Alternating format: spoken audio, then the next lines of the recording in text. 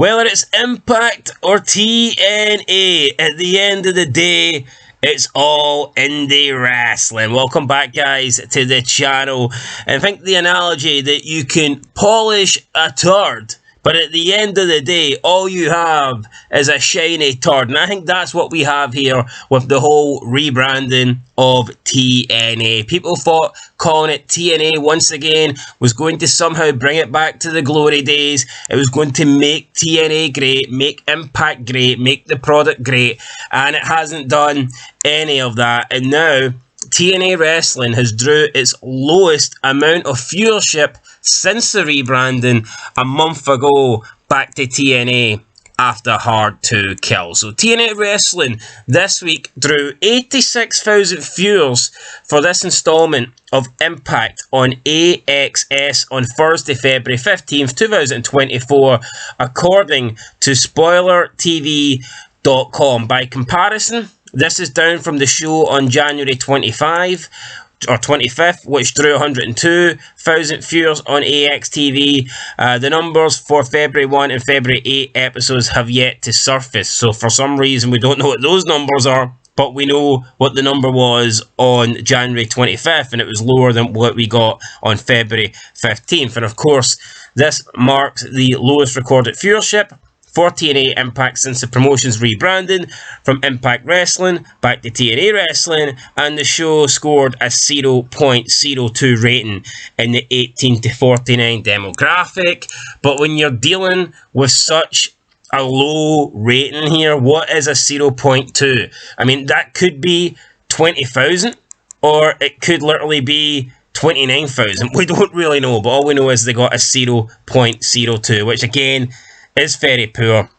It's a shocking number for the demo. It's a shocking number in general for TNA. Back in the day when TNA actually was good, when TNA felt like the legitimate, and it was the legitimate number 2 company in America. You had Kurt Angle, you had Sting, you had Christian Cage, you had Kevin Nash, you had Scott Steiner, you had all these legends that came in to TNA, and then you had the homegrown talent that were actually good, the likes of AJ Styles and Samoa Joe, Beer Money, or America's Most Wanted. You had all the guys in the X Division. You had the Knockouts, the hot women, the Gail Kims, the Velvet Skies. You had all those people. I mean, what do you have now? You have nothing. You have no stars. You have no main eventers that have come in, or legends that have come in from WWE. You don't have a home pool of talent. You don't have a phenomenal wrestler like AJ Styles. You don't have great tag teams. You don't have nothing. You don't have hot women. All the women look like they belong at some sort of feminazi LGBT march. You don't have anything. Back in the day, you used to even get good hardcore wrestling in TNA. You had the Monster Abyss. You had ECW guys coming in like Raven and Sabu, and you don't get any of that shit now. So yeah, man, TNA sucks. I knew TNA was going to fail. This isn't going to be good unless they want to go back to what made TNA great, then, or TNA good even. Some people would argue TNA was never great, but I would say it was good. TNA was definitely good back in the day. I'd say from like the mid-2000s up until about 2012, TNA was pretty good, and there was some points where I actually enjoyed watching it more than WWE, but I mean, it's just fallen so below the bar, man. The level that TNA is at nowadays, it is indie wrestling. It's like worse than Ring of Honor production. It looks awful, and there's some people on the roster that I think are okay. I mean, there's maybe a handful of guys that I would keep, but the majority of them, they need to get rid of. I look at this division, I look at the roster, and yeah, I mean, 90% of these people I would kick to the curb. I'd fucking can them, and I would start again. Unfortunately, though, it's 2023.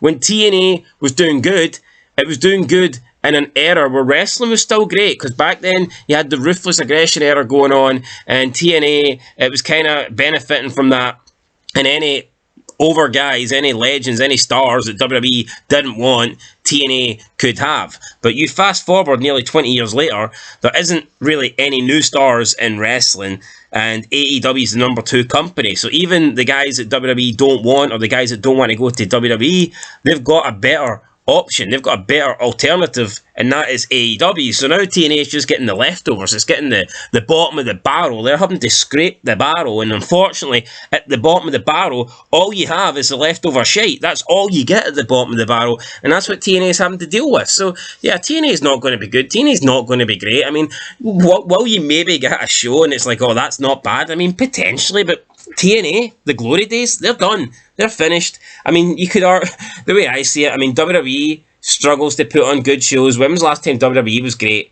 It's not, okay? It's not great. So if the best company can't be great, what chance does the third biggest company in America have of being great? You know, I mean, you can only be as good as the best thing in wrestling, and at the moment, the best thing in wrestling right now fucking sucks, so therefore, TNA sucks. That's my opinion, guys. Let me know what you think down below, but yeah, 86,000 viewers. I'm not going to deny here that the channel they're on, AXS, that is a piss channel. They need to move off that. They need to try and get a better TV deal. But still, there's no excuse for 86,000 viewers. That's a terrible number.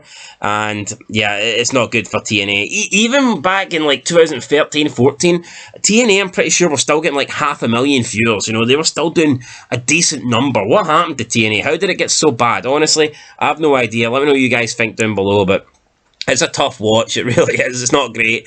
And yeah, I'm not surprised that they can only get 86,000 viewers because it's not a good show. Anyway, guys, that's it. I'll catch you in the next one. Till then, been Fog Wrestling. Thanks for watching, and peace.